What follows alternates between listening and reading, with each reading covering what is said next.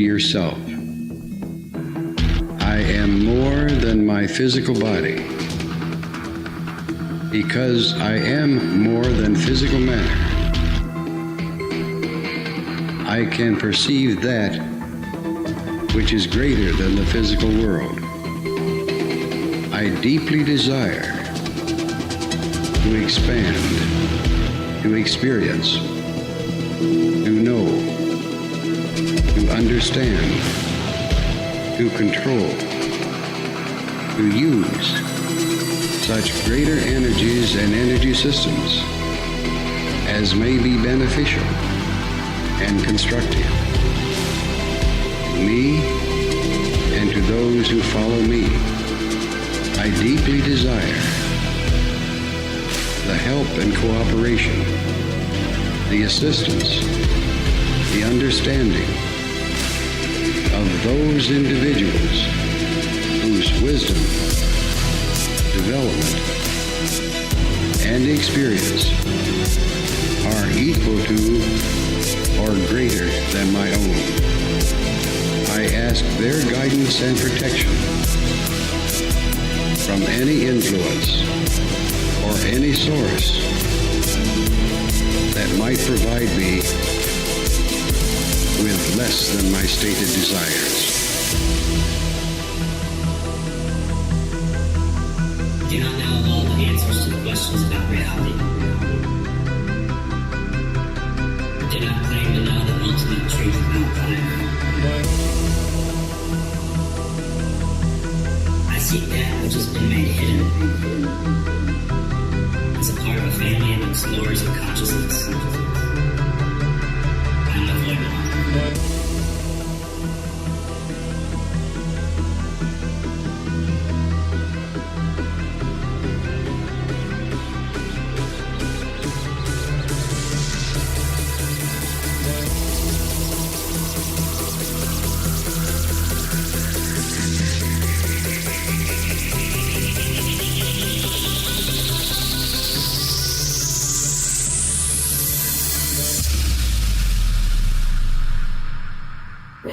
Welcome to Lighting the Void. All broadcasting live here on the Fringe FM, all the way from the deep south in the Mossy Creek bottoms of Cane Creek, Arkansas. This is Lighting the Void live on Fringe.fm, TalkStream Live, the Paranormal Radio app, and Live 365, TuneIn, all that stuff. Wherever you're listening from, thank you guys. I can't see where you're listening from. I can only see the dots on the map. And for those that still haven't figured it out yet, we're doing this radio broadcast on YouTube. We've only been doing it for maybe a month or so now. So if you want to listen on YouTube, you definitely can come over. You can chat, hang out with us, all that kind of stuff. It's time to kill the music. It's time to get the show started. I'm a little sad today. Sometimes things happen in the world that where you just can't believe what's going on. We had a crazy shooting here in Arkansas. Well, for one thing, just small town kind of thing. I know it happens. It happens all over the country, but when it happens close to home, it kind of, especially when you're from a small town, it's kind of weird because you're not used to it. So it kind of puts things into perspective because most people think, well, that stuff doesn't ever happen in our town. And it wasn't my town. It was just a few towns over. But, yeah, it's still pretty crazy. And then secondly, as I'm brand new to this video streaming thing, I got into it because there was a few people that I watched that were heroes of mine, and not really, I don't want to say heroes, but I admired them, right? Let me turn this on. And one of them was Dr. Disrespect, and he was a good streamer. He had 5 million followers. The guy played video games online, and he wore a wig, and it was funny. And hell, my son watches him. I watch him. Everybody watches him. But come to find out today, I was talking to Juan. I was on the 101 podcast for you guys that are familiar with Juan's podcast, and we were talking about it, and he was accused of speaking, like doing stuff with a minor, not physically, but speaking to a minor on Twitch or whatever. And I just didn't believe it. And I don't mean just talking to a fan or something, like saying something derogatory to a child. This guy was born in 1982, right? So he was born. He's 42 years old, just like me. And I can't even fathom why you would make a pass at a child. A teenager's a child. Like, it doesn't register with me. Like, I don't get it. And he just didn't see it. Just sucks. It's kind of like when you find out, I don't know, one of your favorite baseball players, even whatever you're into, whoever it is, it turns out that they're really not who you say they are. Now, I don't know what he said to her. It may seem harmless to him, to say something derogatory or imply something sexual to a teenager or whatever, but it's not cool. It's not funny. I don't know. It's tough. Just for me personally, I'm just letting you know, because I've watched every day. I would watch a stream. If a stream popped up, which for some reason, like his YouTube notifications, they come to life. But if his stream popped up, what's up, Barefoot? And by the way, thanks, Mr. Domek, for the donation. But his stream popped up today, and not today, but yesterday, and I could tell he was acting weird. And then he put a tweet out today about how he was going to take some time off. He's going to go on vacation, things like that. And then admitted his guilt just to get the weight off of his shoulders. But look, everybody's got demons, man, but that's one that, when we did that show about objective morality, right? Because there's people that believe that morals are subjective. There's some people that believe that. It's all perspective. Like, there's natural law, and before we get into what we're going to talk about tonight, and there's natural morals that were just built into us, right? By nature. Most everybody knows that, it took us some time as a society to figure this out, but it's because it didn't feel right to us. It never felt right to us to begin with. And so laws came out, and that's why we make laws and that kind of thing, because we know it's not right. For somebody in their freaking mid-40s, whatever, I think he's my age, to be talking to I don't even know how old the girl was. It doesn't matter. She's a minor. And I'm heartbroken from it, honestly. It's kind of stupid to some people, but anyways. I mean, that guy gave a lot of people hope. All the streamers, all the people that are putting out content that want to grow their stuff. I mean, this guy's doing what he loves for a living. He's got an amazing life, amazing family.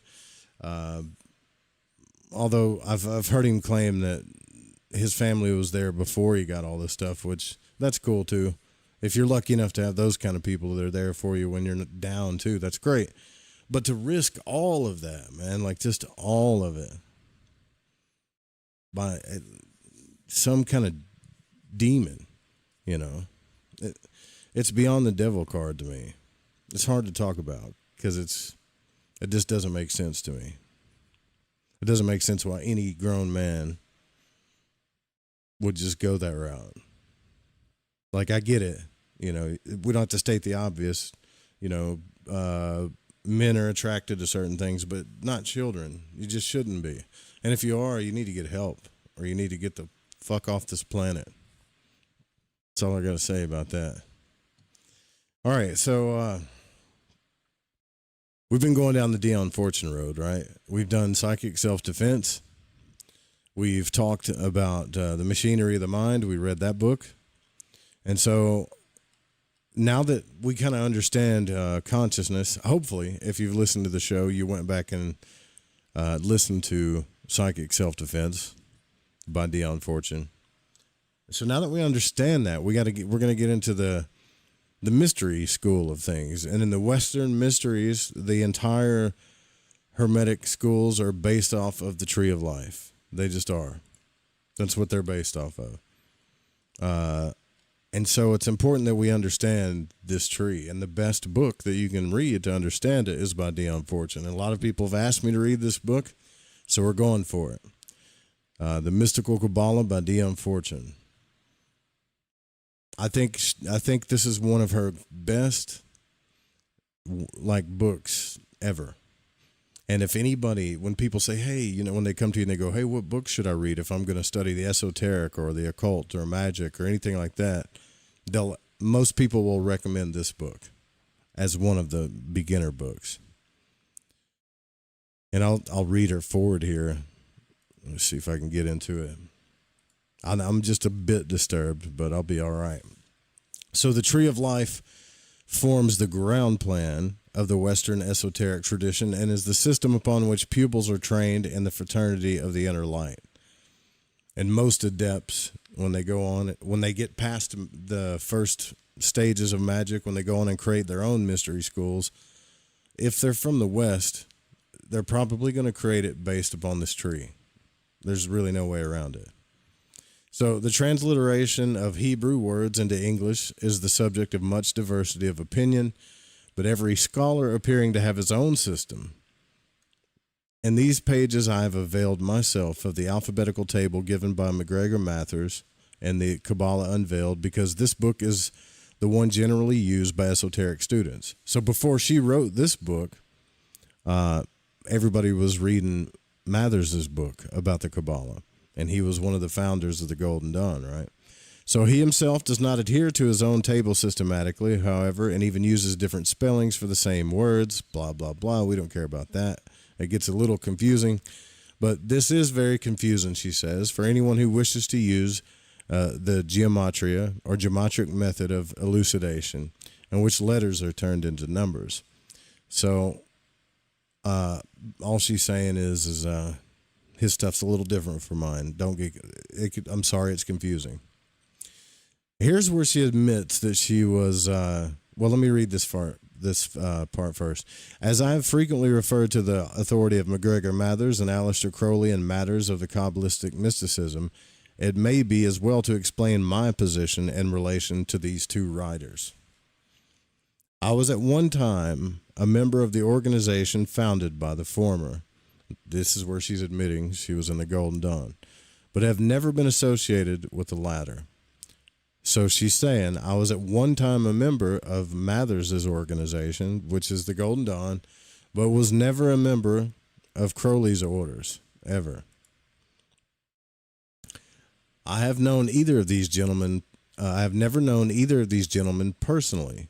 MacGregor Mathers having died before I joined the Golden Dawn, and Aleister Crowley having then ceased to be associated with it. The Society of the Inner Light, founded by the late Dion Fortune, has courses for those who wish seriously to pursue the study of the Western esoteric tradition. Information about the Society may be obtained by writing to the address below. Please enclose British stamps or blah, blah, blah. So it's the Society of the Inner Light, 38 Stella Road, in London, Northwest 3rd, 4RG, England. All right. So they call this, what she starts this chapter with is it's called the Yoga of the West. What's up, Awakening? I'm interested in Dion Fortune. You should go to the Society of the Inner Light website, especially like if you really like Dion's teachings, you should go there and check it out. I do. I love it. I just don't want to join like an organization or something, especially if I can't go to it. I mean, they have an internet. They teach on the internet, but they used to have a thing where you actually had to go to England every year. So she says, very few students of occultism know anything at all about the fountainhead whence the tradition springs. Many of them do not even know that there is a Western tradition. Scholarship is baffled by the intentional blinds and defenses with which initiates both ancient and modern have wrapped themselves about, and concludes that few fragments of the literature which have come down to us are medieval forgeries. They would be greatly surprised if they knew that these fragments, supplemented by manuscripts that have never been allowed to pass out of the hands of initiates and completed by an oral tradition, are handed down in schools of initiation to this day and are used as the basis of the practical work of the yoga of the West. The adepts of those races whose evolutionary destiny is to conquer the physical plane have evolved a yoga technique of their own, which is adapted to their special problems and peculiar needs. This technique is based upon the well-known but little understood Qabalah, the wisdom of Israel. And it may be asked, why is it that the Western nations should go to the Hebrew culture for their mystical tradition? The answer to this question will be readily understood by those who are acquainted with the esoteric theory concerning races and subraces. Everything must have a source. Cultures do not spring out of nothing. The seed bearers of each new phase of culture must, of necessity, arise within the preceding culture. No one can deny that Judaism was the matrix of the European spiritual culture when they recall the fact that Jesus and Paul were both Jews. No race, except the Jewish race, could possibly have served as the stock upon which the new dispensation was to be grafted, because no other race was monotheistic. Pantheism and polytheism had their day, and a new, more spiritual culture was due. The Christian races owe their religion to the Jewish culture, as surely the Buddhist races of the East owe theirs to the Hindu culture. That's a fact. It's kind of a boring fact, but if you've ever taken world religion or studied it, you could see she's right about all that. So the mysticism of Israel supplies the foundation of modern Western occultism. It forms the theoretical basis upon which all ceremony is developed. Its famous glyph, the Tree of Life, is the best meditation symbol we possess because it is the most comprehensive. And to me, what's up, Wu-Tang? To me, it doesn't even matter, the religion, right? It doesn't matter because it's the egregore that's around this thing. And I personally think that this thing goes back to, this tree goes back to ancient Egypt, which I don't know if she gets into that or not. We'll find out. And so what I'm going to do, let me see if I can, there we go. I'll put the tree up there on the, I just found this one online, but I think it's cool because it's got the right colors for all the paths and the sephirah and the geometrical shapes for each one. What's up, old Chew? Good to see you. It's not my intention to write a historical study of the sources of the Kabbalah, but rather to show the uses that are made of it by modern students of the mysteries. For although the roots of our system are in tradition, there is no reason why we should be hidebound by tradition. A technique that is being actually practiced is a growing thing, for the experience of each worker enriches it and becomes part of the common heritage. It's not necessary, or it's not necessarily incumbent upon us to do certain things or hold certain ideas because the rabbis who lived before Christ had certain views. The world has moved on since those days, and we're under a new dispensation.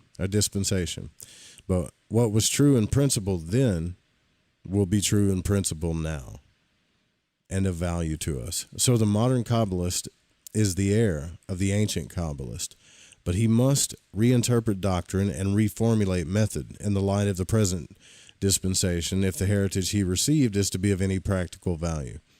And that's true because, honestly, we were supposed to evolve Christianity. We just never did.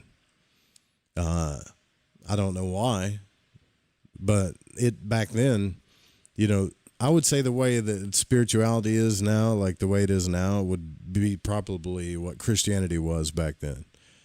It's supposed to keep evolving, this spiritual thing. But, dogmatists and religious people don't do that. And if you don't believe me, Christians, read Hebrews. It's in there. It tells you to go on and evolve, but you didn't. So she goes on to say, I do not claim that modern Kabbalistic teachings as I have learned them are identical with those of the pre-Christian rabbis, but I claim that they are the legitimate descendants thereof and the natural development therefrom.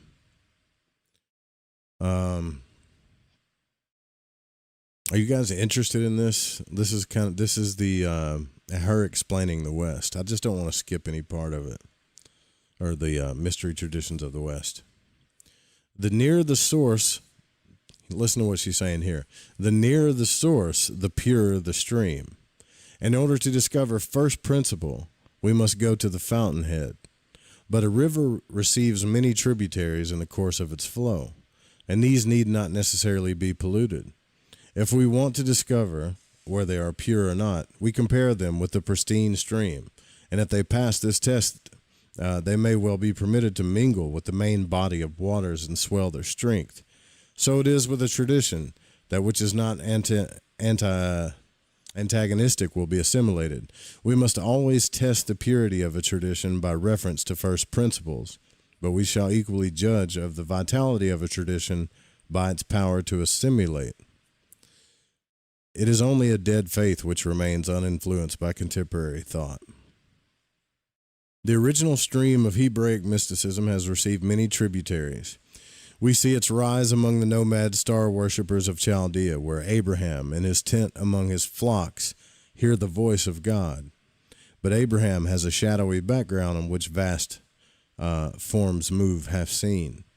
The mysterious figure of a great priest king, born without father, without mother, without descent. He's talking about Jesus, or the story of Jesus, having neither beginning of days nor end of life, administers to him the first Eucharistic feast of bread and wine after the battle with the kings in the valley, the sinister kings of Edom, who ruled here. There was a king in Israel, whose kingdoms are in balanced force. Generation by generation, we trace the intercourse of the princes of Israel with the priest kings of Egypt. Abraham and Jacob went thither. Joseph and Moses were intimately associated with the court of the royal adepts. When we read of Solomon sending to Hiram, king of Tyre, for men materials to aid in the buildings of the temple, we know that the famous Tyrian mysteries must have profoundly influenced the Hebrew esotericism. When we read of Daniel being educated in the palaces of Babylon, we know that the wisdom of the Magi must have been accessible to Hebrew Illuminati. She put Illuminati in here. So, like, here's the thing. Hi, Susie. What's up, PK? Every single person that was talked about in the Bible that was of great importance, Moses, Jesus, Joseph, Joseph of the Old Testament, they all had some influence of Egypt or Babylon. And they all were renowned or learned some mystery, and all of them went to. It's not a book about Egypt, but it's important to take notice that that's where they went. So, this ancient mystical tradition of the Hebrews possessed three literatures: the books of the law and the prophets, which are known to us as the Old Testament, the Talmud, or the collection of learned commentaries thereon, and the Qabalah, or mystical interpretation thereof. Of these three, ancient rabbis say the first is the body of the tradition, the second is its rational soul, and the third, its most immortal spirit. Ignorant men may, with profit, read the first, learned men may study the second, but the wise meditate upon the third. It is a strange thing that the Christian exegesis has never sought the keys to the Old Testament in the Kabbalah. Yeah, I've always wondered that too. Like you obviously see all the hidden stuff, all of the patterns. There's so much hidden stuff in the Old Testament, Kabbalistic stuff that's hidden in there, gematria, everything. And nobody bat an eye, asked a question or anything. They just said, yep, this is the word of God. This really happened, and just kept moving on, In our Lord's day, there were three schools of religious thought in Palestine: the Pharisees and the Sadducees, of whom we read so frequently in the Gospels, and the Essenes, who are never referred to, which is weird. Why are the Essenes never referred to? We don't even have a lot of literature on them either. Esoteric tradition avers that the boy Jesus ben Joseph, that was his name, Yeshua ben Joseph, or Yeshua, son of Joseph. Yeah. Esoteric tradition avers that the boy Jesus, Ben Joseph, when his caliber was recognized by the learned doctors of the law who heard him speak in the temple at the age of 12, was sent by them to the Essenian community near the Dead Sea to be trained in the mystical tradition of Israel, and that he remained there until he came to John to be baptized in the Jordan before commencing his mission at the age of 30. I always told you guys, if Jesus was real, he had to have been in a scene. He had to have been. But be that as it may, the closing clause of the Lord's Prayer is pure Kabbalism. Malkuth, the kingdom, Hod, the power, Netzach, the glory, form the basal triangle of the tree of life, with Yesod, the foundation or receptacle of influences, as the central point. Whoever formulated the prayer knew his Kabbalah. So whoever came up with the Lord's Prayer, who made that prayer, knew all about the tree of life. So Christianity had its esotericism in the Gnosis, which owed much to both Greek and Egyptian thought. In the system of Pythagoras, we see an adaptation of the Kabbalistic principles to Greek mysticism.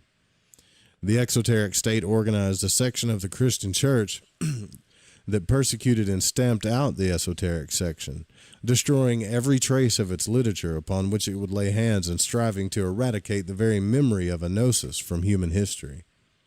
It is recorded that the baths and bakehouses of Alexandria were fired for 6 months with the manuscripts from the Great Library. Holy shit.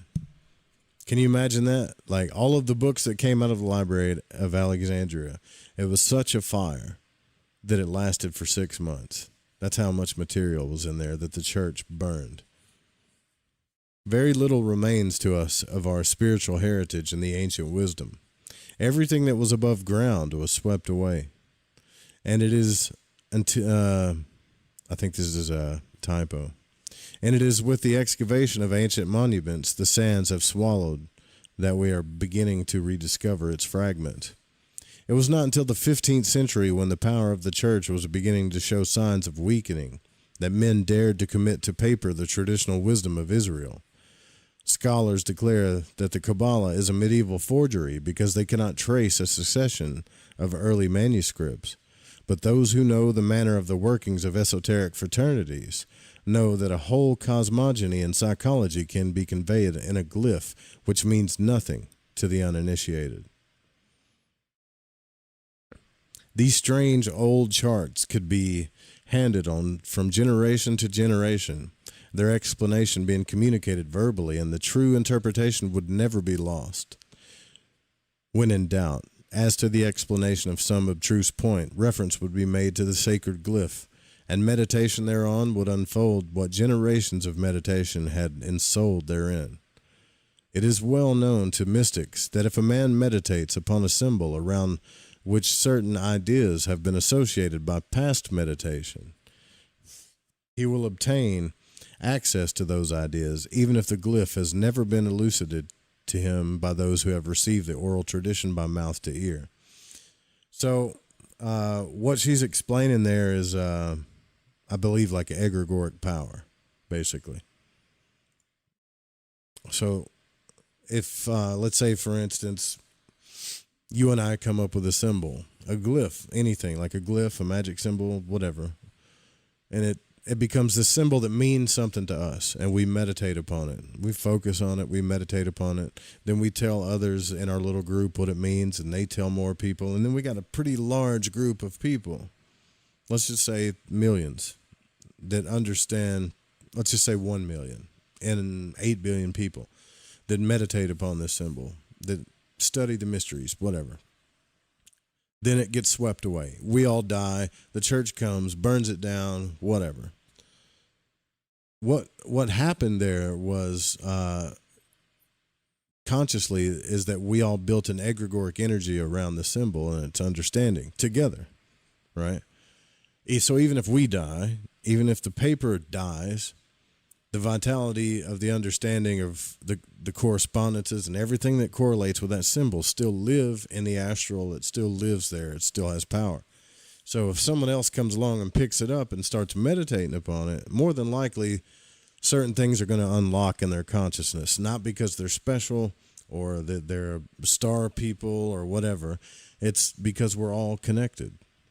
And even if you hand down something verbally and they burn the fucking books or whatever, like the egregoric energy is still there. I hope you understand that. If you don't believe that, if that's not logical to you, then I don't know what else to tell you. Like, there's just people that don't believe that consciousness exists outside the human brain, and then there's others that do. It just depends on which party you belong to. So the organized temporal force of the church availed to drive all rivals from the field and destroy their traces. We little know what seeds of mystical tradition sprang up only to be cut down during the Dark Ages. But mysticism is inherent in the human race. And although the church had destroyed all roots of tradition in her group soul, nevertheless devout spirits within her fold rediscovered the technique of the soul's approach to God and developed a characteristic yoga of their own, closely akin to the Bhakti Yoga of the East.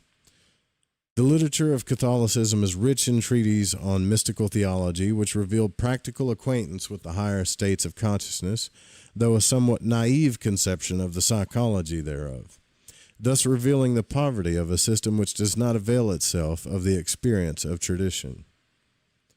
The Bhakti Yoga of the Catholic Church is only suitable for those whose temperament is naturally devotional, and who find their readiest expression in loving self-sacrifice.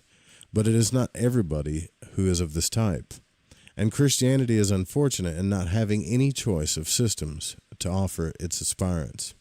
The East, being tolerant, is wise and has developed various yoga methods, each of which is pursued by its adherents to the exclusion of the others. And yet none would deny that the other methods are also paths to God for those to whom they are suited. Which, for some reason, the Eastern people can say, yoga is just spirituality. It's a way of life. We have many forms of yoga, and you can all get to your higher self, God, whatever you want to call it, by any of those paths. Yet in the West, we have a history, the Dark Ages, we have a church that showed up and just started killing everything and everybody. And if you weren't, down with the Bible and what Constantine and all these people put together, off with your head. It's kind of like opposites, right? Polar opposites on the planet. So, in consequence of this deplorable limitation on the part of our theology, many Western aspirants take up Eastern methods.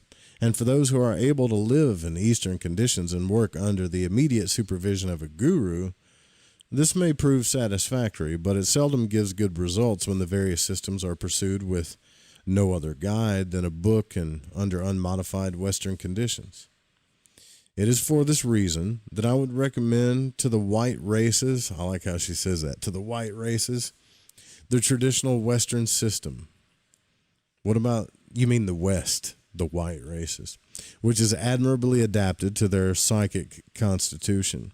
It gives immediate results, and if done under proper supervision, not only does it not disturb the mental or physical equipoise, as happens with regrettable frequency when unsuitable systems are used, but it produces a unique vitality.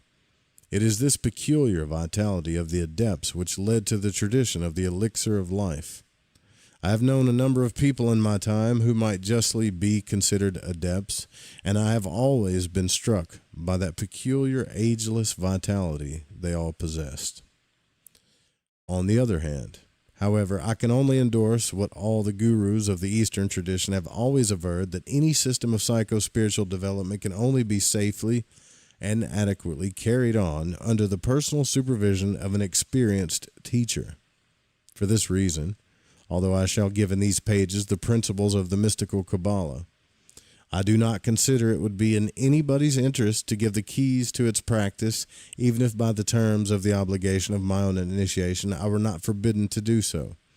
So what she's saying is there's a process of development that was given to her using this tree of life, and back then she took an oath not to reveal this stuff, or the process, I guess. But even if she could reveal it, she still thinks that you should learn it under like a someone that knows it through and through, right? It's safer that way. But nowadays, there's so much information. I don't know if that still holds true. That's up for you to decide. But then she says, but on the other hand, I do not consider it fair to the reader to introduce intentional blinds and misinformation, and to the best of my knowledge and belief, the information I give is accurate, even if it's incomplete. The 32, and this is what everything's based off of in the West, from Freemasonry and down even into the magical orders. The 32 mystical paths of the concealed glory are ways of life, and those who want to unravel their secrets must tread them. As I myself was trained, so can anyone be trained who is willing to undergo the discipline, and I will gladly indicate the way to any earnest seeker. That's a lot. That's a big introduction, right? When I think she wrote this, I don't know if she was still in the Golden Dawn or not. I call them thought forms. Yeah, thought forms are pretty much like egregores. It's the same thing. Yeah. Okay, so chapter 2, that was chapter 1. The choice of a path. No student will ever make any progress in spiritual development who flits from system to system, like jumping around from system to system. First using some new thought affirmation, then yoga, breathing, exercises, and meditation postures, and then following these by an attempt at the mystical methods of prayer. Each of these systems has its value, but the value can only be realized if the system is carried out in its entirety, from beginning to end. They are the calisthenics of consciousness and aim at gradually developing the powers of the mind. The value does not lie in the prescribed exercises as ends in themselves, but in the powers that will be developed if they are persevered with. If we intend to take our occult studies seriously and make of them anything more than desultory light reading, we must choose our system and carry it out faithfully until we arrive, if not at its ultimate goal, but at any rate at definite practical results and at a permanent enhancement of consciousness. After this has been achieved, we may, not without advantage, experiment with the methods that have been developed upon other paths and build up eclectic techniques and philosophies therefrom. But the student who sets out to be an eclectic before he has made himself an expert will never be anything more than a dabbler.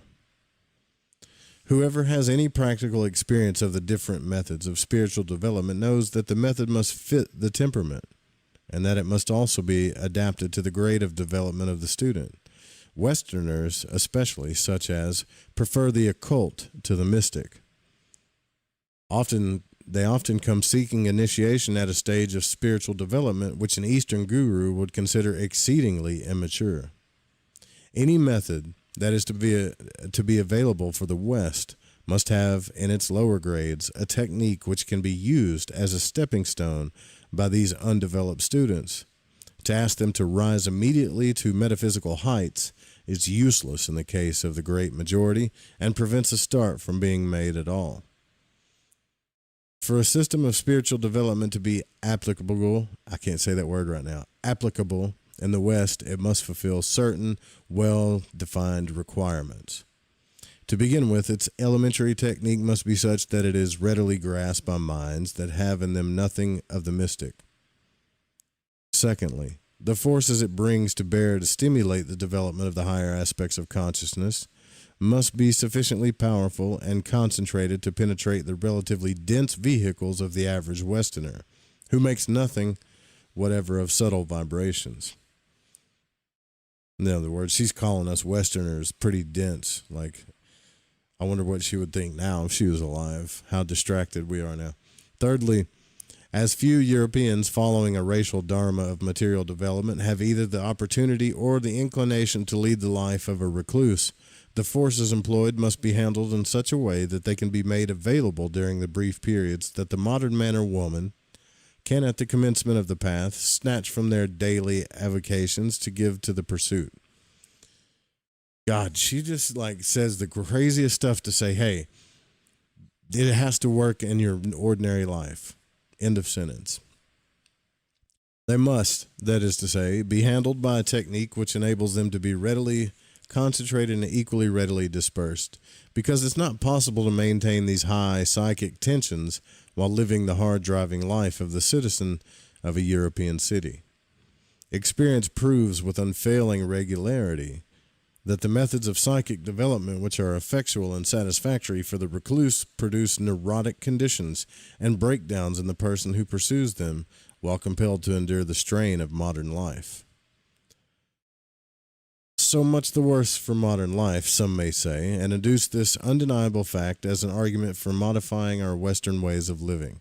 Far be it from me to maintain that our civilization is perfect or that wisdom originated and will die with us, but it appears to me that if our karma, or destiny, has caused us to be incarnated in a body of a certain racial type and temperament, it may be concluded that that is the discipline and experience which the lords of karma consider we need in this incarnation, and that we shall not advance the cause of our evolution by avoiding or evading it.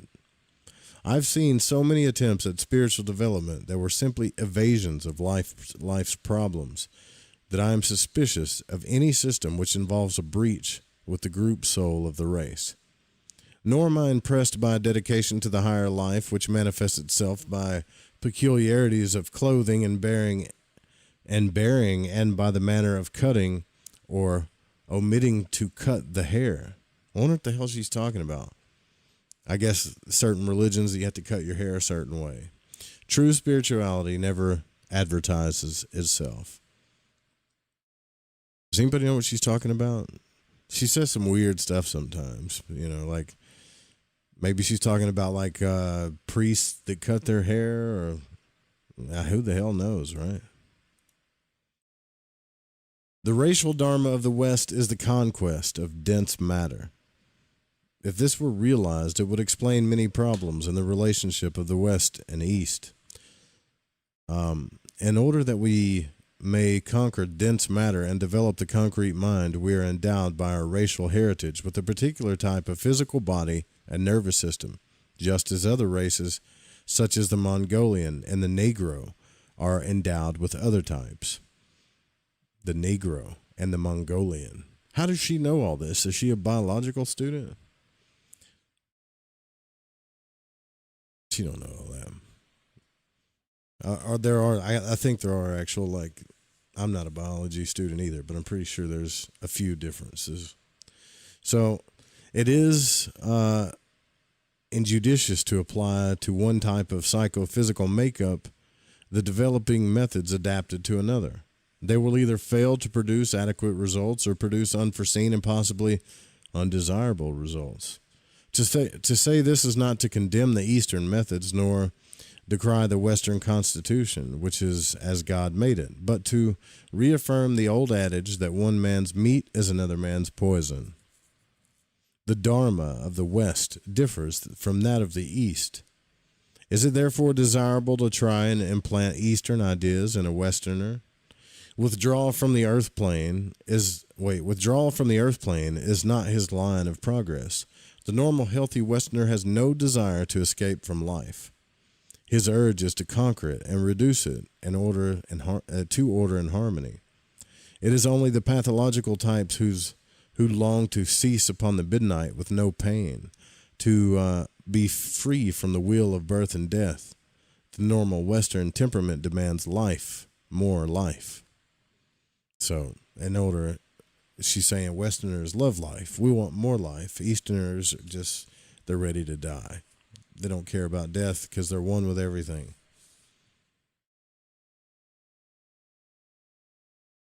She goes in a very long explanation, and I'm sorry, but I can't skip parts of this book, especially if it's going to be an audio book later. She goes into very long explanations to say, hey, this Western system based on the Kabbalistic tree of life works better for Western people, and the Eastern systems based on your culture, heritage, makeup, all this other stuff work better for you guys. Just say that.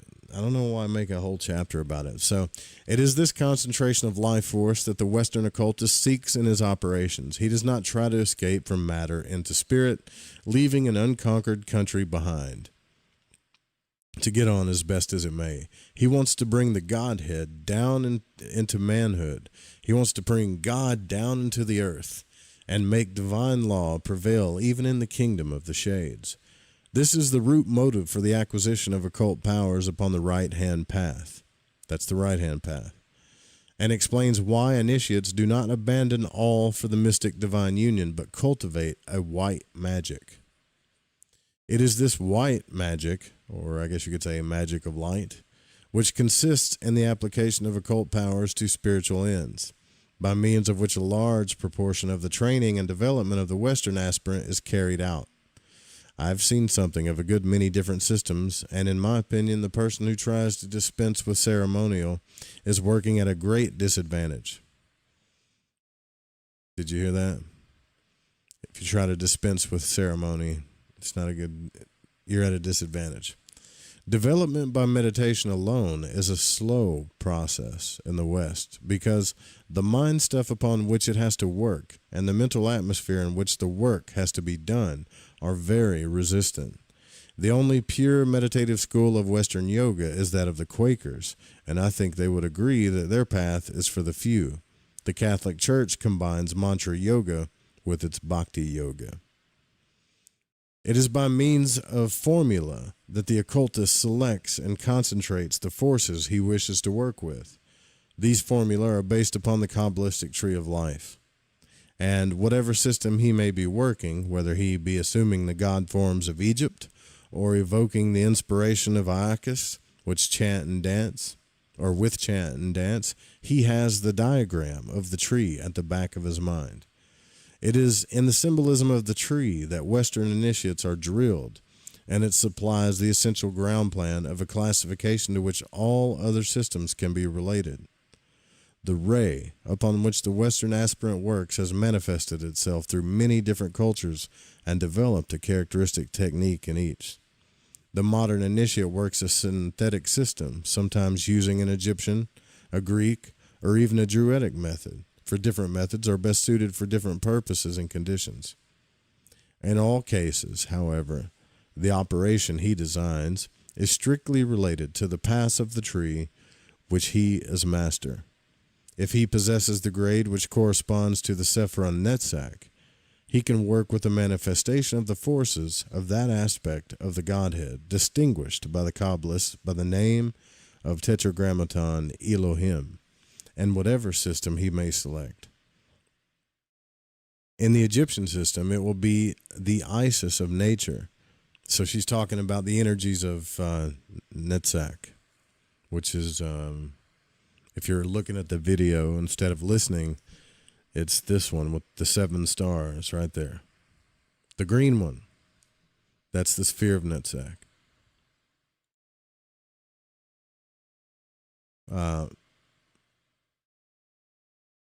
Where was I? So in the Egyptian system, like if you're working with Egyptian stuff and you're in this sphere, it will be the Isis of nature. In the Greek, Aphrodite. In the Nordic, Freya. In the Druidic, Cerdwin. In other words, he possesses the powers of the sphere of Venus in whatever traditional system he may be using. Having attained a grade in one system, he has access to the equivalent grades of all of the systems of his tradition. But although he may use these other systems as occasion serves, experience proves that the Kabbalah supplies the best groundwork and the best system upon which to train a student before he begins to experiment with pagan systems. The Kabbalah is essentially monotheistic. The potencies it classifies are always regarded as the messengers of God and not his fellow workers. This principle enforces the concept of a centralized government of the cosmos and of the grip of the divine law upon the whole of manifestation, a very necessary principle with which to imbue any student of the arcane forces.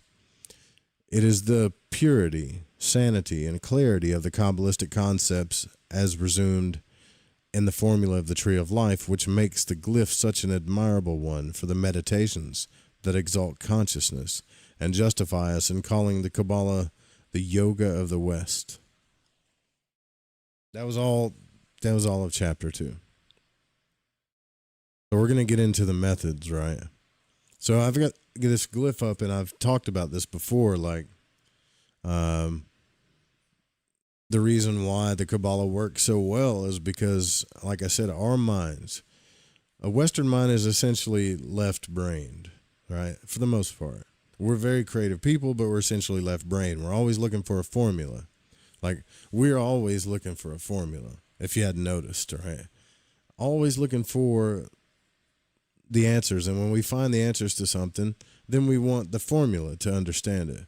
Well, if you want to understand every religion, its systems, its cosmogony, its creation, every religious system, every pantheon, geometrically, energetically, how things manifest, corresponding gods, angels, etc., everything.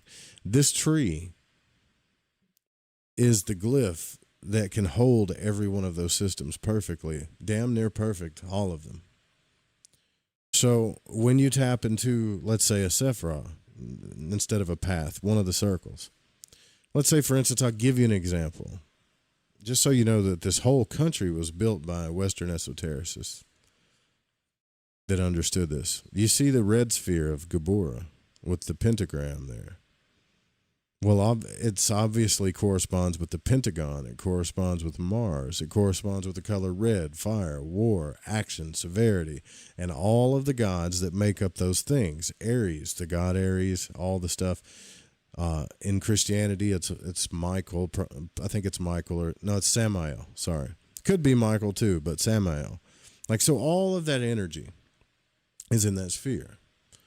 So if you need to understand this energy, if you want to meditate upon it, the energy itself, the vibration of it, even the color, right? The color's a vibration. All of this stuff is in that sphere. Yeah.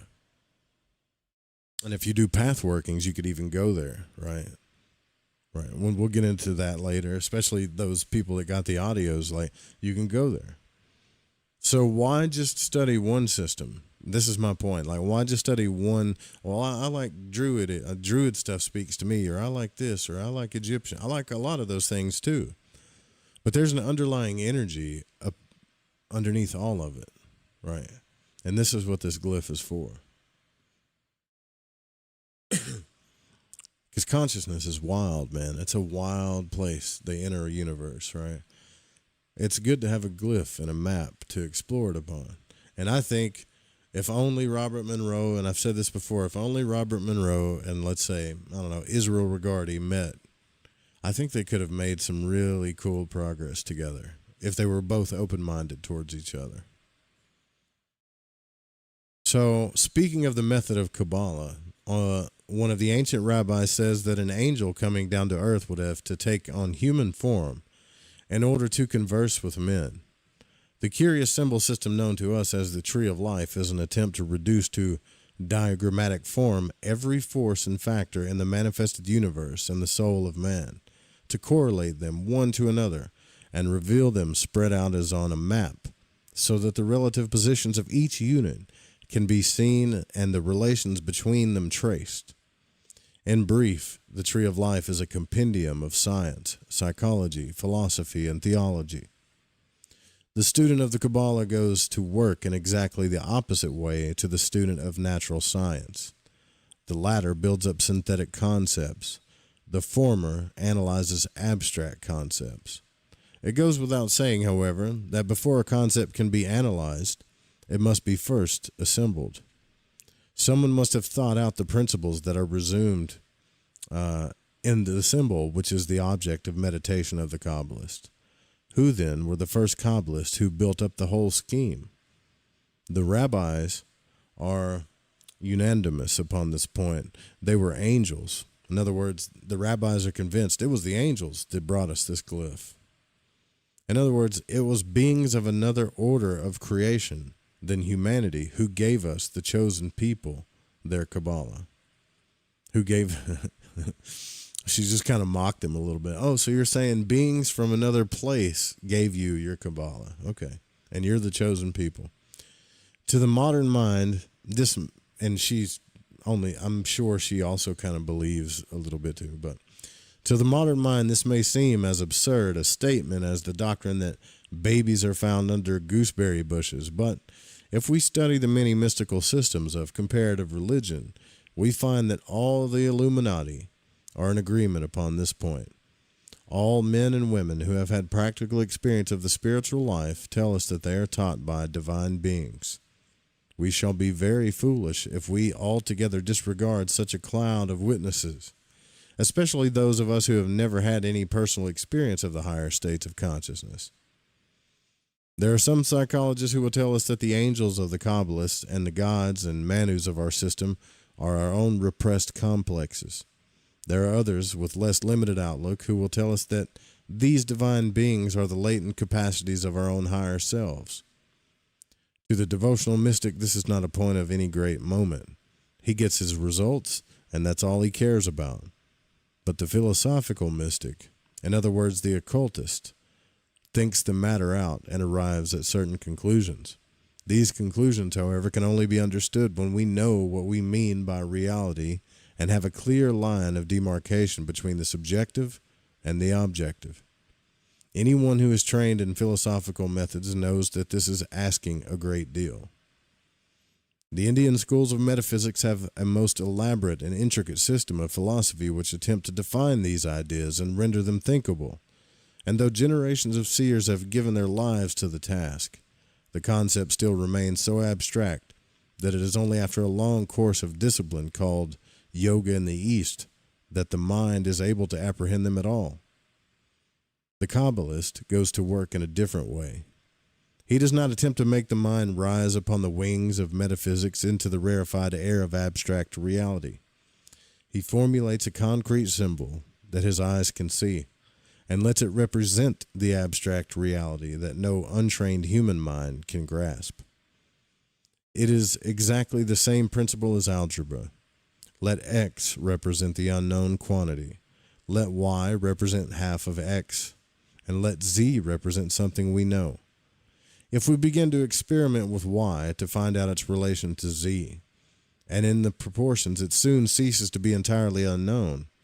We have learned something at any rate about it, and if we were sufficiently skillful, we may in the end be able to express Y in the terms of Z. And then we shall begin to understand X.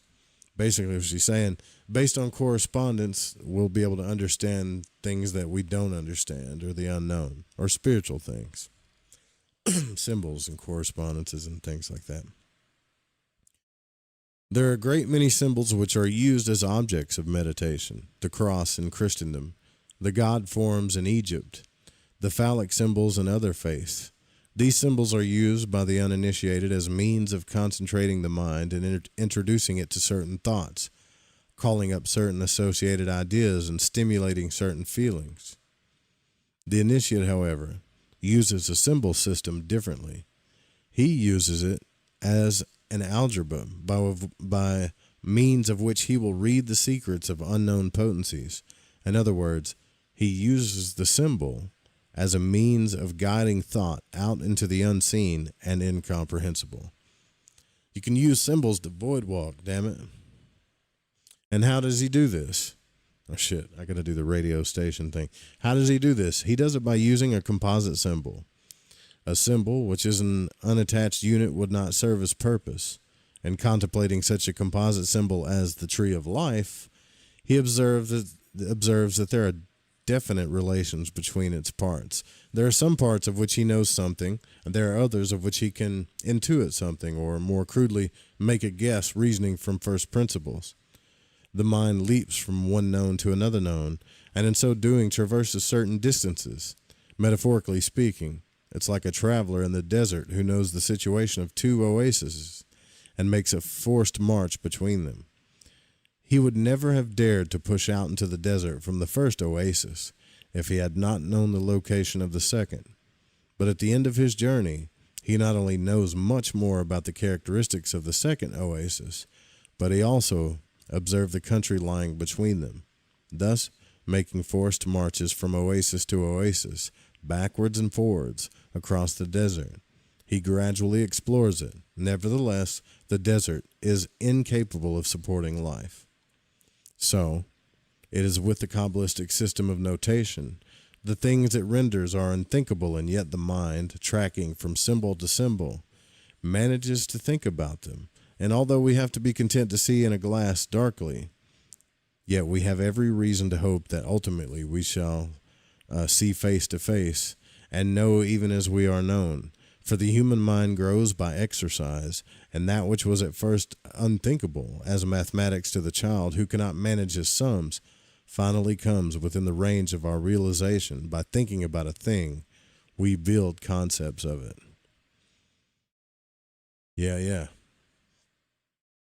That's, but you know what she's, and another thing she's saying there too is like, when you're doing path working, let's say you're doing, pay or whatever, and you're going from one Sephiroth to the other, and you do like a meditation or a path working. So you're going from oasis to oasis, and that path between these two Sephiroth is a desert. And a lot of times we experience these deserts in our life, and we don't know what the hell's going on. But by traversing this system, the tarot, by the way, the entire tarot is in here too. But by understanding all of its parts, all of its oases, the Sephiroth, and the deserts, its paths, right? More experientially, by experiencing them, we learn way more. We learn deeper. We develop more. We develop faster and more efficiently. Just like you do in anything in life. You can read about it, talk about it, conceive it, but if you experience it, this is why ceremonial magic is so powerful. If you experience it, you will understand its concepts on a much deeper and more hardened level. Oh, thanks, Susie. I really enjoy your shows here in Wales. Many thanks for hours of entertainment. I don't know how I'm entertaining, but you're welcome. We're reading books here. So all of these paths, there's 22 paths, 10 Sephiroth, which make up all of the 32 paths of wisdom, all of them.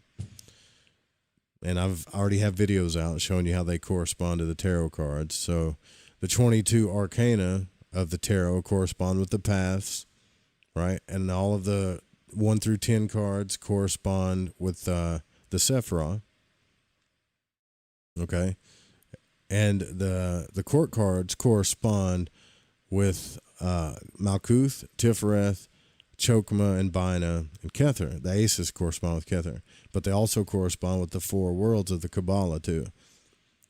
And that's how they made them when they first made the tarot cards. So Arthur Edward Waite was in the Golden Dawn. He hid a lot of stuff in the tarot cards that he made with Pamela, but all of it was based upon the Tree of Life. And yes, it does include the Hebrew letters, the astrological energies, the astrological signs, planetary energies, all that stuff. But he didn't show it. He hid it in there and did it on purpose. But all of our first tarot decks were made by the ones that we know now were made by Golden Dawn initiates. There are several tarot decks that are made by other systems, but the most popular ones that we know today in modern society that a lot of decks are based off of Golden Dawn teachings and the Tree of Life, actually. Most of you know that by now. Shit. All right. Hopefully I don't get in trouble by the station stuff here. Whatever, man. Look, we got to take a break. We'll be right back. And if you want to call in too, you can. The phone lines are always open. Even if we're reading books, you're not interrupting anything. It's cool to chat about stuff. If there's something that like you don't understand or whatever, call in. Be my guest. Love to talk to you. We'll be right back. Stay with us.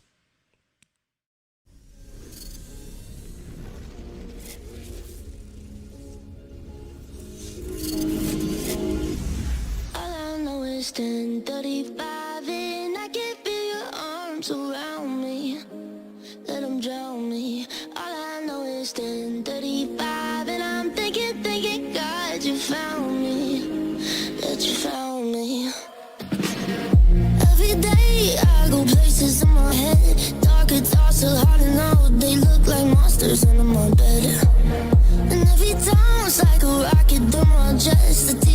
make you think the whole world's about to end. I don't know where this night is going, but I know that you and me got something. So many things that I'm afraid of, but right now I ain't scared of nothing.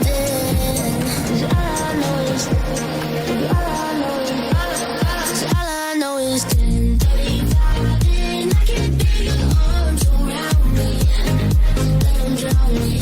All I know is 10:35, and I'm thinking that you got to find me. This is Malorcas 45, band of the Fridge FM, challenging everyone to open their mind's eye. Listen to Lighting the Void with Joe Roop to gain precision for your third eye vision. Hi, this is Kronox from Belgium, and you're listening to Lighting the Void with Joe Roop.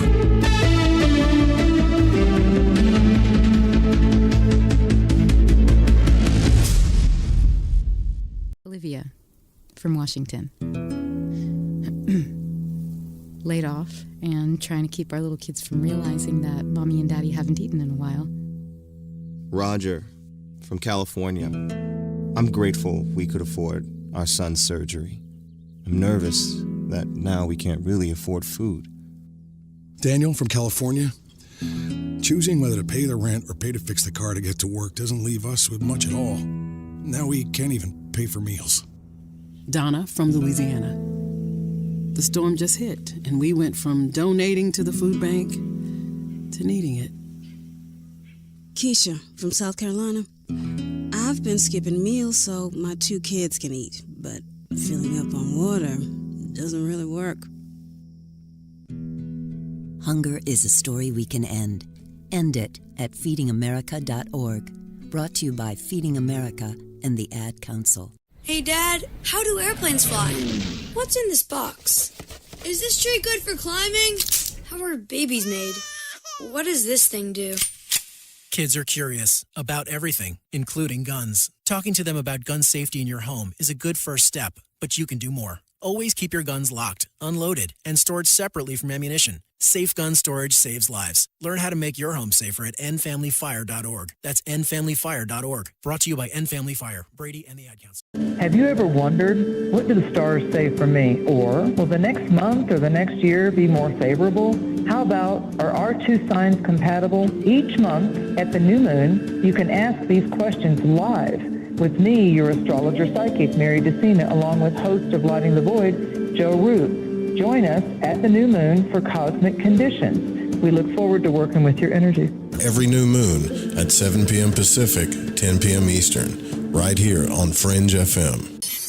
In your face, all over the place. We're online 24/7. 24/7. You're listening to the hottest internet station. You are listening to Lighting the Void with Joe Roop. Bumper stickers are a fun side hustle with low-cost investment that has built-in advertising to attract local customers in parking lots, rallies, gatherings, conventions, venues, and more. You could potentially sell these bumper stickers on consignment to local businesses, tattoo parlors, head shops, or any other independently owned store that might gear toward the fringe. Bumper stickers are great gift-giving ideas for friends and family. Also, a way to wake up your fellow travelers on the path without having to waste energy in tiresome debates. No car? No problem. Bumper stickers will stick to just about anything with a semi-smooth surface. Go to www.justbsme.com and get your bumper stickers today. Want to know what's on the Fringe FM? Check out our schedule at thefringe.fm.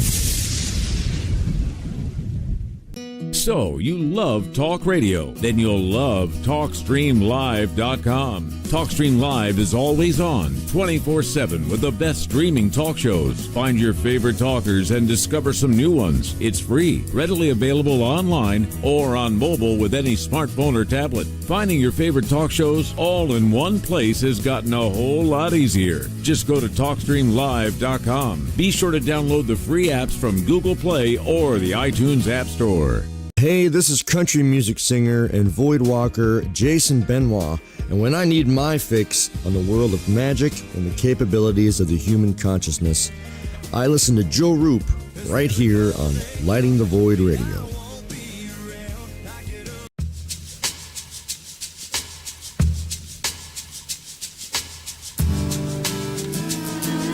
Broadcasting from Forest Tower Studios, all the way from the Deep South. Now, here is your host, Joe Root. You're listening to Lighting the Void Radio. Children love to sing, but then their voices slowly fade away. People always take a step away from what is true. That's why I like you around. I want you.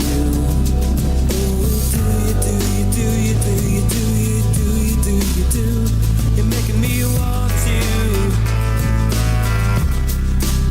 An open invitation to dance. I can stand at the vibe that we're in. No apology because my earth is genuine. And the mystery of your rhythm is the feminine. Here I am and I wanna take a hit of your scent cause it fits so deep into my soul. All right, welcome back to Lighting the Void Radio. Live here on the Fringe FM. KTLK, check it out, www.fringe.fm. If you want to support the radio station, you can make donations there. You can also grab stuff from the shop. If you want to support the show, we have a Patreon. Just $10 a month gives you access to anything that I put on there, plus all of the audio courses. We have relaxation to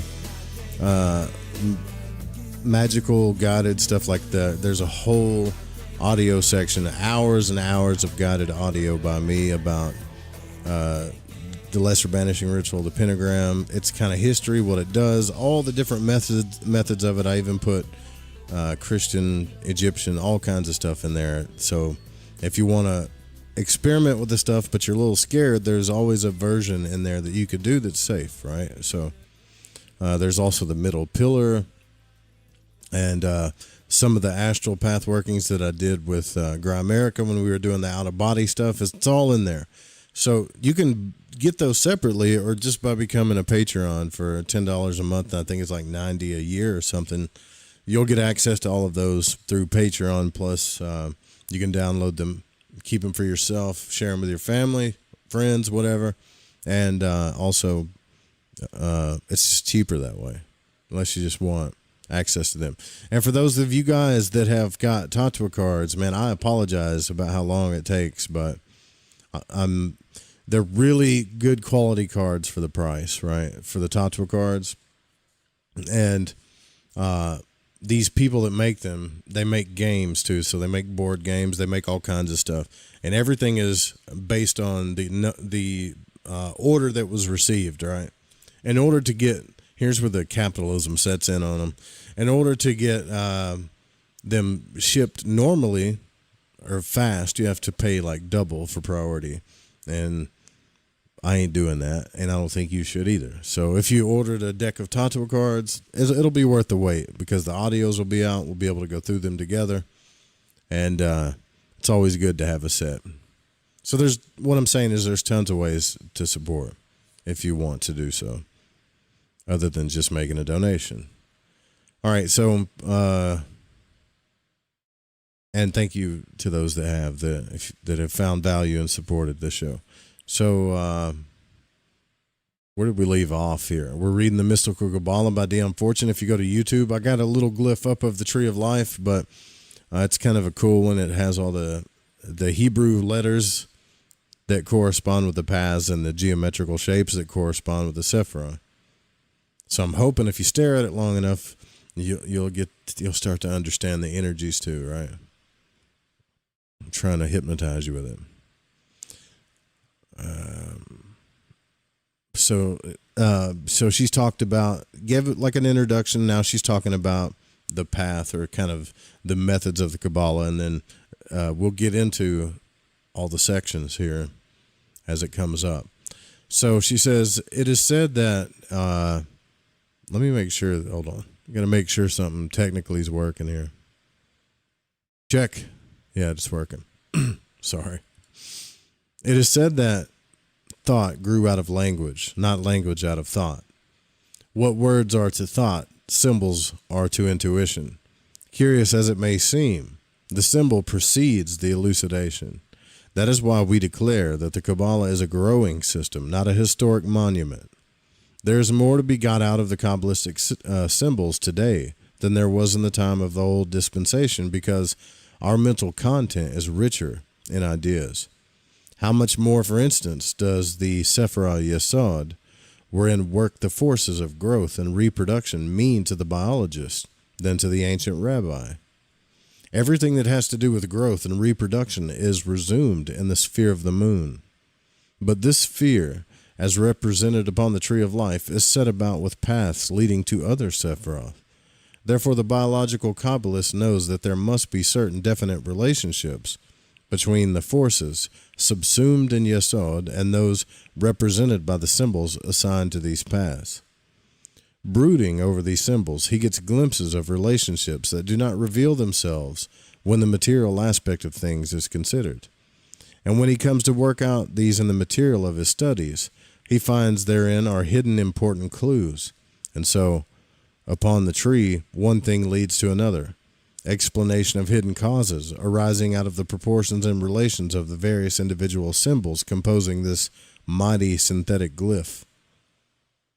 In other words, she's saying when you study, like the Yesod, for example, which is the ninth sphere, you see the nine-sided star there, but it also represents the moon, the energies of the moon, and reproduction, right? But not just that energy itself, but also the energies that it corresponds with, that it's directly connected to through the paths. So if you look at it, you'll see that it's directly connected to through a path to Malkuth, or the earth, or the physical. It's directly connected to Yesod and Netzach, right? It's also directly connected to Tifereth, which is the center sphere, or the holy hexagram, or that Christ-like, or whatever you want to call it, whatever it rings to your head at the time. So now she's saying that what she's saying basically is by studying these symbols, things will begin to be unlocked to you. The downloads will happen faster through studying the symbols and through experience of working with them than it would just either reading about them or just meditating upon just a symbol forever, What's up, word salad? My brother. Each symbol, moreover, admits of interpretation upon the different planes, and through its astrological associations can be related to the gods of any pantheon, thus opening up the vast new fields of implication in which the mind ranges endlessly. Symbols leading on to symbol in an unbroken chain of associations, symbol confirming symbol as the many branching threads gather themselves together into a synthetic glyph once more, and each symbol capable of interpretation in terms of whatever plane the mind may be functioning upon. This mighty, all-embracing glyph of the soul of man and of the universe, by virtue of its logical association of symbols, evokes images in the mind, but these images are not randomly evolved, but follow along well-defined association tracks in the universal mind. The symbol of the tree is to the universal mind what the dream is to the individual ego. It is a glyph synthesized from subconsciousness to represent the hidden forces. The universe is really a thought form projected from the mind of God. The Kabbalistic tree might be likened to a dream picture arising from the subconsciousness of God and dramatizing the subconsciousness content of deity. In other words, if the universe is the conscious end product of the mental activity of the Logos, the tree is the symbolic representation of the raw material of the divine consciousness and of the processes whereby the universe came into being. But the tree applies not only to the macrocosm, but also to the microcosm, which, as all occultists realize, is a replica and miniature. It is for this reason that divination is possible. That little understood and much maligned art has for its philosophical basis the system of correspondences, represented by symbols. The correspondences between the soul of man and the universe are not arbitrary, but arise out of developmental ideas. Certain aspects of consciousness were developed in response to certain phases of evolution, and therefore embody the same principles. Consequently, they react to the same influences. A man's soul is like a lagoon connected with the sea by a submerged channel. Although to all outward seeming, it is landlocked. Nevertheless, its water avail rises and falls with the tides of the sea because of the hidden connection. So, It is with human consciousness. There is a subconscious connection between each individual soul and the world soul, deep hidden in the most primitive depths of subconsciousness. And in consequence, we share in the rise and fall of the cosmic tides. What a beautiful way to describe how we're all connected consciously, right? Each symbol upon the tree represents a cosmic force or factor. When the mind concentrates upon it, comes into touch with that force, in other words, a Lurfus channel, a channel in consciousness, has been made between the conscious mind of the individual and a particular factor in the world soul. And through this channel, the waters of the ocean pour into the lagoon. The aspirant who uses the tree as his meditation symbol establishes point by point the union between his soul and the world soul. This results in a tremendous access of energy to the individual soul. It is this which endows it with magical powers. But just as the universe must be ruled by God, so must the many-sided soul of man be ruled by its God, the spirit of man. So right there, she's kind of stating her beliefs that God or whatever, there's a creator, and the spirit of man, the thing that connects us all together, is our God here on earth, right? The higher self must dominate its universe, or there will be unbalanced force. Each factor will rule its own aspect, and they will war among themselves. Then do we have the rule of the kings of Edom, whose kingdoms are unbalanced force. Thus do we see in the tree a glyph of the soul of man in the universe, and in the legends associated within the history of the evolution of the soul and the way of initiation. Damn, we're already at chapter 4. I always kind of dreaded reading this book because she has a way with words that's just, don't seem too simple sometimes. All right, chapter 4, the unwritten Qabalah. So the point of view from which I approach the Holy Qabalah in these pages differs, so far as I know, from that all the other writers on the subject. For me, it is a living system of spiritual development, not a historical curiosity. Few people, even among those interested in occultism, realize that there is an active esoteric tradition in our midst, handed down in private manuscripts and by mouth to ear. And still fewer know that it is the Holy Qabalah, the mystic system of Israel, which forms its basis. But where may we look more aptly for our occult inspiration than to the tradition which gives us the Christ? The interpretation of the Qabalah is not to be found, however, among the rabbis of the outer Israel, who are Hebrews after the flesh, but among those who are the chosen people after the spirit, in other words, the initiates. Neither is the Qabalah, as I have learned, a purely Hebraic system, for it has been supplemented during medieval times by much alchemical lore, and by the intimate associations with it of that most marvelous system of symbolism, the tarot. In my presentation of the subject, therefore, I do not appeal so much to the tradition in support of my views as to modern practice among those who make use of the Qabalah as their method of occult technique. It may be alleged against me that the ancient rabbis knew nothing of some of the concepts here set forth, and to this I reply that it is hardly to be expected that they should, as these things were not known in their day, but are the work of their successors of the spiritual Israel. For my part, although I would not willingly mislead anyone concerning the teachings of those ancient days, and upon matters of historical accuracy stand subject to correction from anyone who's better informed than I am in these matters, and their name is Legion. In other words, she's not claiming to be an expert by no means. I care not one jot for the authority of tradition, if it hampers the free development of a system of such practical value as the Holy Qabalah, and I use the work of my predecessors as a quarry whence I fetched the stone to build my city. Neither am I limited to this quarry by any ordinance that I know of, but fetch also cedar from Lebanon and gold from Ophir, if it suits my purpose.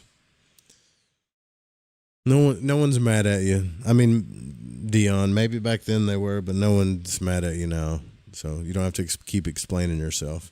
Let it clearly be understood, therefore, that I do not say, this is the teachings of the ancient rabbis. Rather, do I say, this is the practice of the modern Kabbalist, and for us, a much more vital matter, for it is a practical system, a spiritual unfoldment.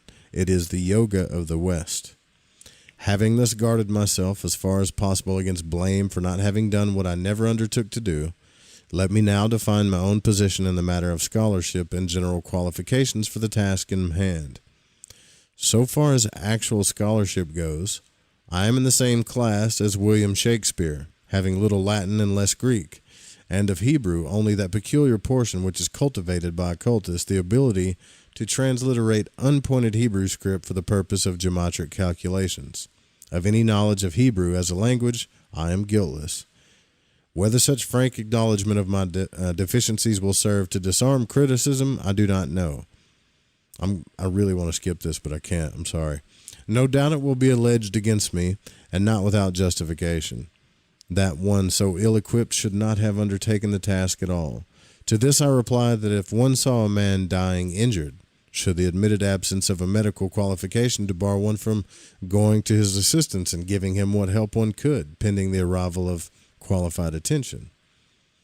My work upon the Kabbalah is of the nature of first aid. I find an invaluable system lying neglected and ill-qualified for the task, as I may be. I am striving to draw attention to its possibilities and restore it to its proper place as the key to Western occultism. And it is my chief hope in doing so that it may attract the attention of scholars, and that they will continue the task of translation and investigation of the Kabbalistic manuscripts, which are as yet a vein of which only the outcroppings have been worked. One qualification for my task I can plead in justification, however. For the last 10 years I have lived and moved and had my being in the practical Kabbalah. I have used its methods both subjectively and objectively till they have become a part of myself, and I know from experience what they yield in psychic and spiritual results, and their incalculable value as a method of using the mind. It is not required of those who would use the Kabbalah as their yoga that they should acquire any extensive knowledge of Hebrew language. All they need is to be able to read and write the Hebrew letters. The modern Kabbalah has been pretty thoroughly naturalized in the English language, but it retains and must ever retain all its words of power in Hebrew, which is the sacred language of the West, just as Sanskrit is the sacred language of the East.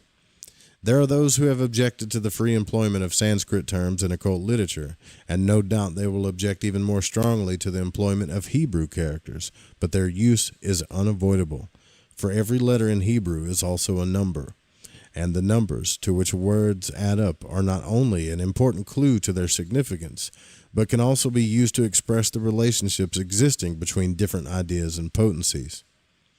According to Mathers, in the admirable essay which forms the introduction to his book, the Kabbalah is usually classed under 4 heads. You guys can watch my introduction to the Kabbalah. I break all this down more simply in that video, but the practical Kabbalah, which deals with talismanic and ceremonial magic. The dogmatic Kabbalah, which consists of the Kabbalistic literature. And the literal Kabbalah, which deals with the use of the letters and numbers. The unwritten Kabbalah, which consists, and the unwritten Kabbalah, so there's 4, which consists of a correct knowledge of the manner in which the symbol systems are arranged on the tree of life, and concerning which Mather says, quote, I may say no more on this point, not even whether I myself have or have not received it. But as this potentious hint is elaborated by the late Mrs. Mathers in her introduction to the new edition of this book in the following plain-spoken words, quote, simultaneously with the publication of the Kabbalah in 1887, he received instructions from his occult teachers to prepare what was eventually to become his esoteric school, end quote. It may be justifiable to say that if he did receive the unwritten Kabbalah, it has for some years ceased to be unwritten, and for after a quarrel with MacGregor Mathers, Aleister Crowley, the well-known author and scholar, published the lot.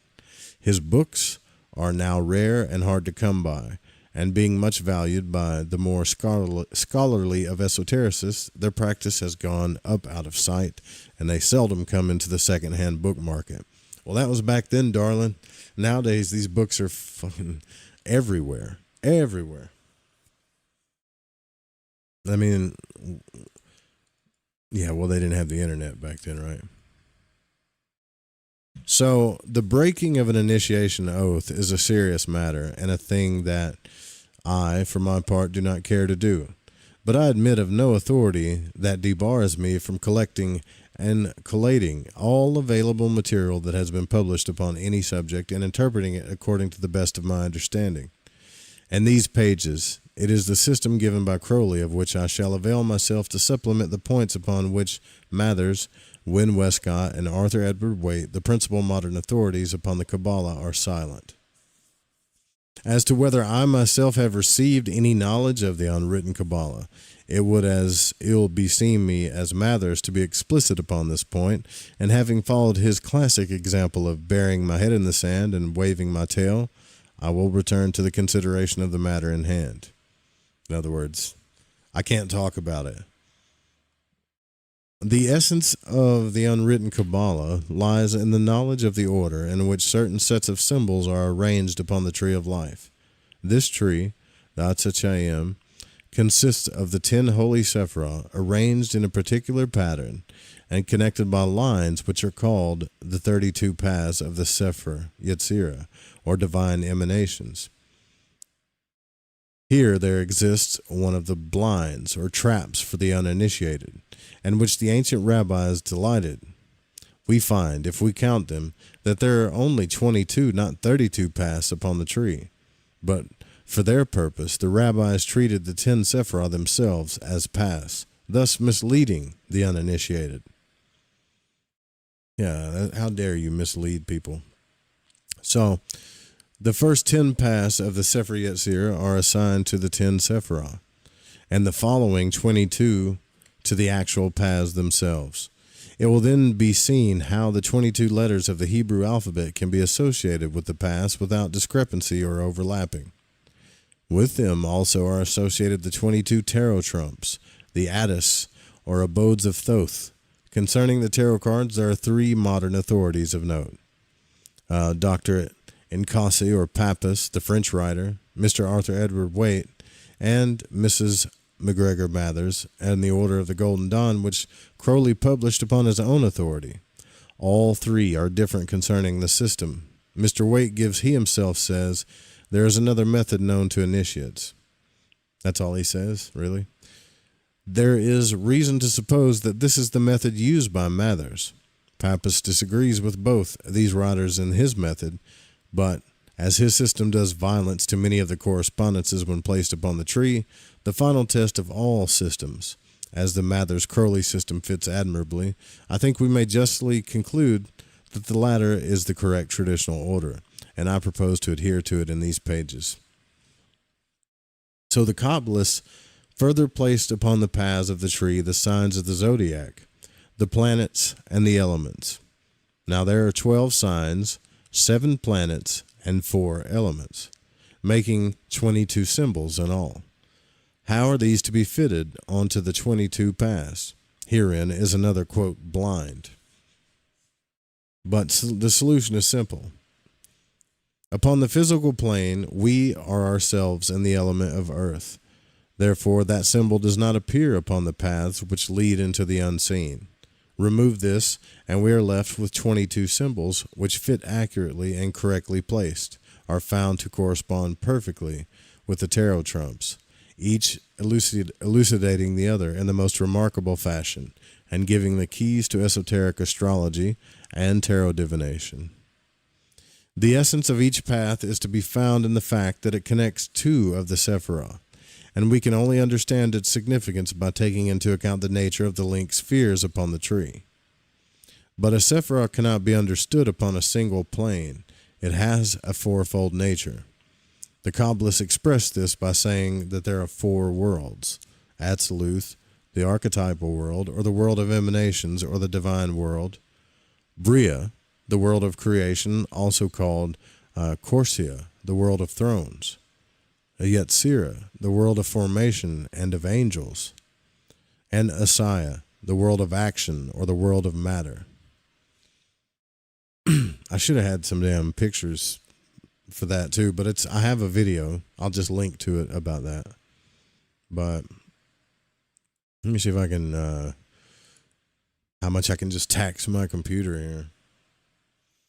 Because it's cool to read about it, but some people probably need to see it. Right? I don't know if I have it, though. I think I do. Yeah, here we go. So you could see the worlds in this order. Let me just pull this over here. Or you can read Hebrew from left to right. So there are actually 4 worlds. So every Sephiroth lies in 4 worlds. So when you see this tree of life here, just the main tree, there are kind of like 4 trees within the tree. So this is the main glyph, basically. But each Sephiroth lies in 4 different worlds, right? On some level. And these are the worlds. So you've got Atziluth, you got the world of fire, which the wands correspond to in the tarot, corresponds to the Yod and Yod He Vav He, and then you've got Bria, the creative world, and then you've got Yetzirah, the formative world, and Asaya, the manifest world. Remember, Hebrew reads right to left, right? So 1, 2, 3, 4. And if you looked at the tree from a top-down point of view, which you can do that too, it kind of helps you to understand it from that point of view, in my opinion. But you can see this too. I'll show you guys this. It's in my other video too, but it's worth looking at. If you can see this. So now you see which worlds the Sephiroth kind of lie into more densely. Right. It's not something that's always shown when you see the glyph of the Tree of Life or where the 4 worlds are. All right. Anyways, moving on. The 10 holy Sephiroth are held to have each its own point of contact with each of the 4 worlds of the Kabbalists. In the Atziluth world, they manifest through the 10 holy names of God. In other words, the great unmanifest, shadowed forth through the 3 negative veils of existence, which hang behind the crown, declare itself in manifestation as 10 different aspects, which are represented by the 10 different names used to denote deity in the Hebrew scriptures. These are variously rendered in the authorized version, and a knowledge of their true significance and the spheres to which they belong enables us to read many of the riddles of the Old Testament. Yeah, this is another thing too. What she just said there, I feel is like vastly important. So like, if you're going to get into, hey, what's up, Abby? If you're going to get into the esoteric, right, or you're going to study this stuff, if you could just understand the basics of the tree, like what are the 4 worlds, what are the 10 Sephiroth, and then kind of, you don't really need to understand the paths just yet, but you could learn that too. What do they correspond with? What gods, right? The god names, all that stuff. Angels, sets of angels, elements, planets, blah, I can go on and on. Once you get a really good understanding of the tree, then go back and read the Old Testament. It's like, oh, there's all kinds of shit that gets unlocked in there. It's like you can see, you know, there's the story, then the analogy, but then you'll really start seeing the energies that everything kind of corresponds with, and that's a whole other thing, though. Okay. In the Briatic world, the divine emanations are held to manifest through the 10 mighty archangels, whose names play such an important part in ceremonial magic. It is the worn and effaced remnants of these words of power that are the barbarous names of evocation of medieval magic, not one letter of which may be changed. Why this is so may readily be seen when we remember that in Hebrew a letter is also a number, and the numbers of a name have an important significance. So in magic, or when you read the grimoires and they're saying a certain name, that name has power. It can't be, it's not supposed to be changed or anything because it has numbers that line up with it, and numbers have a corresponding power to blah, blah, blah. In the Yetziratic world, the divine emanations manifest not only through a single being, but through different types of beings, which are called the angelic hosts or choirs. And the Asiatic world is not, strictly speaking, the world of matter when viewed from the Sephirotic standpoint, but rather the lower astral and etheric planes, which together form the background of matter. Upon the physical plane, the divine emanations manifest through what may not inaptly be called the 10 mundane chakras, likening these centers of manifestation to the centers that exist in the human body, an exact analogy. These chakras are the primum mobile of first swirlings, the sphere of the zodiac, the 7 planets, and the elements taken together, 10 in all. It will be seen from the foregoing that each Sephirah will therefore consist, firstly, of its mundane chakra, secondly, of an angelic host of beings, devas or archons, principalities or powers, according to the terminology used, and thirdly, an archangelic consciousness or throne, and fourthly, a special aspect of the deity, God as he is, and his entirety being hidden behind the negative veils of existence, incomprehensible to the unenlightened human consciousness. The Sephirah may justly be considered macrocosmic, and the paths microcosmic, for the Sephirah connected, as they sometimes are in old diagrams, by a flash of lightning, which is often depicted as hilted like a fiery sword, represent the successive. She just gave you a hint there, right?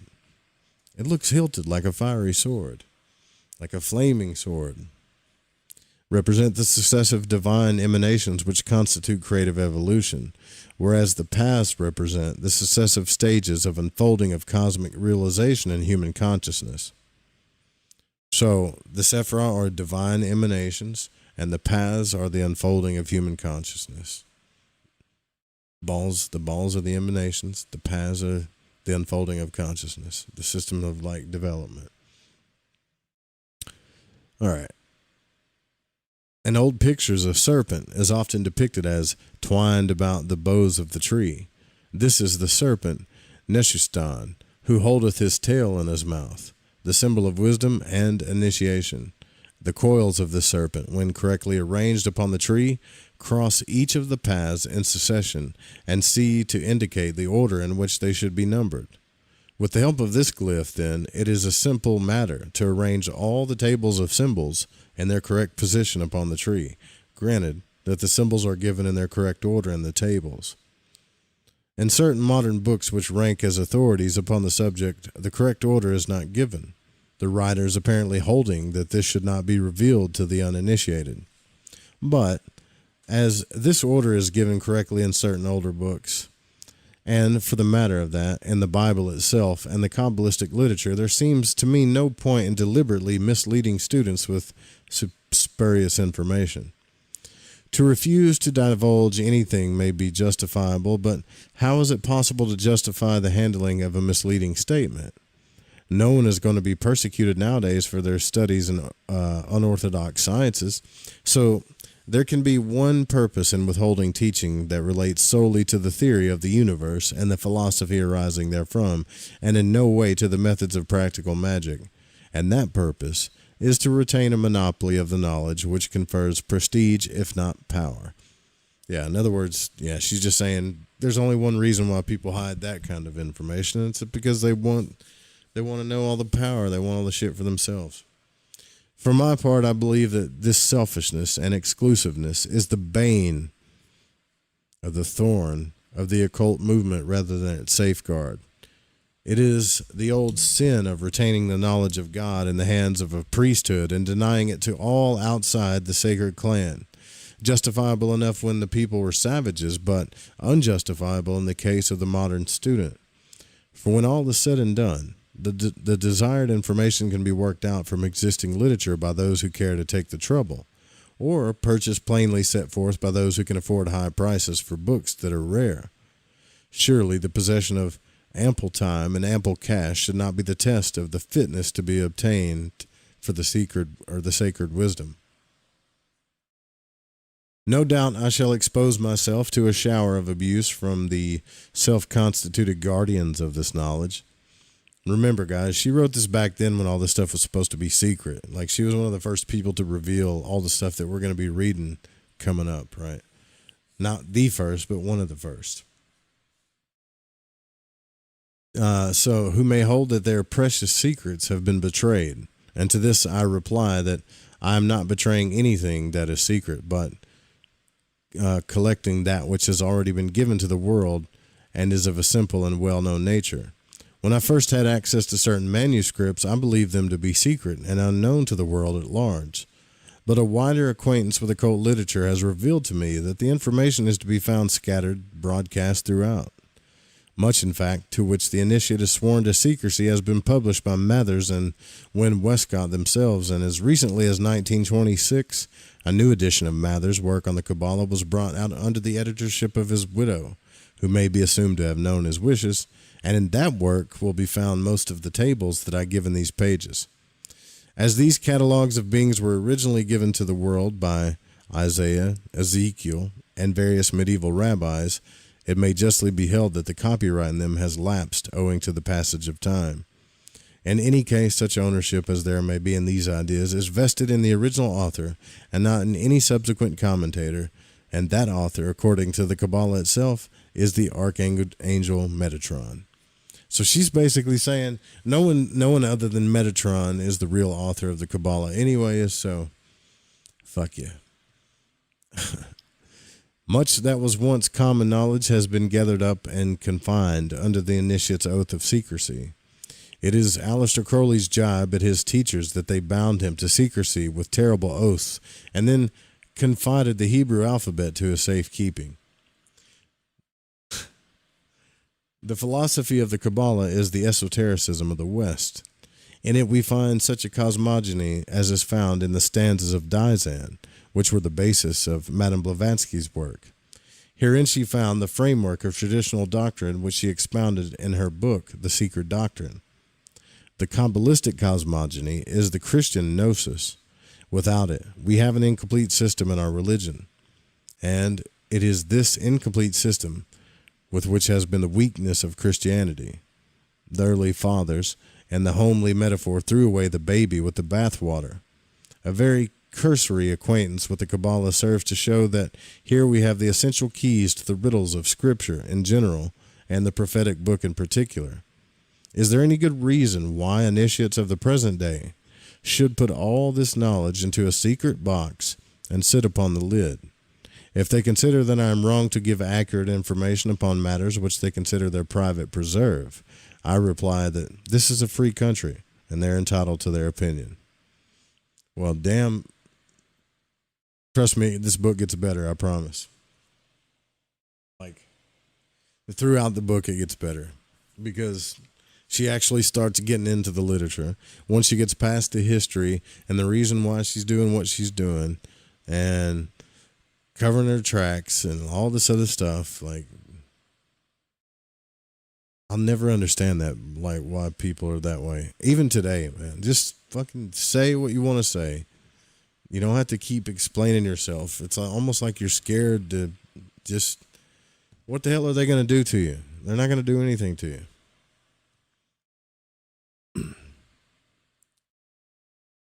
All right, so the next part is called negative existence, but I'm going to stop there. But we got all the way to chapter 5, so we're kind of getting through it. So remember, I don't have on this glyph, but above Kether, they have the Ain, the Ain Sof, and the Ain Sof 4, like those 3 levels of existence before anything came into manifestation. So as we go throughout the book, she's going to explain all of this stuff, how the emanations roll out from Sephiroth to Sephiroth, as well as all of the energies. And in my opinion, one of the most beautifully written books that explain the energies of the Sephiroth that I've ever read, ever.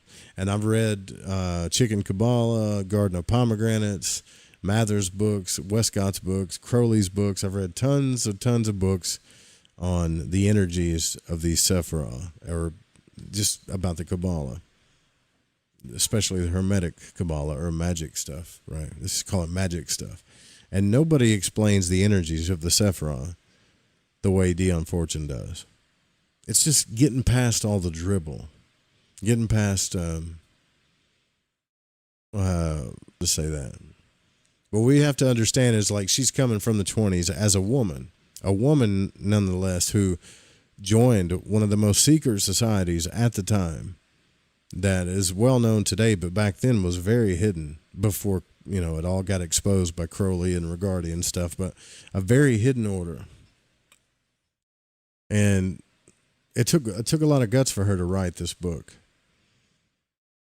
because it wasn't easy to get in the Golden Dawn back then. Like, if you look at all the names and the initiates of the original Order of the Golden Dawn, the fact that she was a part of it, I wouldn't say that she was a part of like the very first order, but the original, around the same time when it first started, she was there as a woman. There was other women that were in there too, but she was one of the first.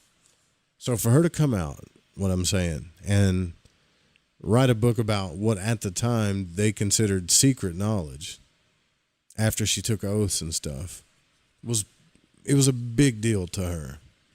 So like a lot of this book is just her explaining herself in the beginning. But as we go on from chapter 5 on, she's going to be opinionated. She's going to have analogies. I'm just at all of the how she, like I said, how she explains the energies. And to be honest with you, when I first started practicing, I kept a big, like one of those posters from the builders of the Adytum, like a big poster of the Tree of Life. I had it in my temple. And sometimes I would go back and read the chapters on each Sephirah before I would go do whatever I was doing, just to get like in the mood of ceremony, so to speak, if that makes any sense. All right, we got to roll out of here. We'll pick this back up tomorrow night. And, if you guys want to call in or you got any questions, I'll be happy to talk to you about it.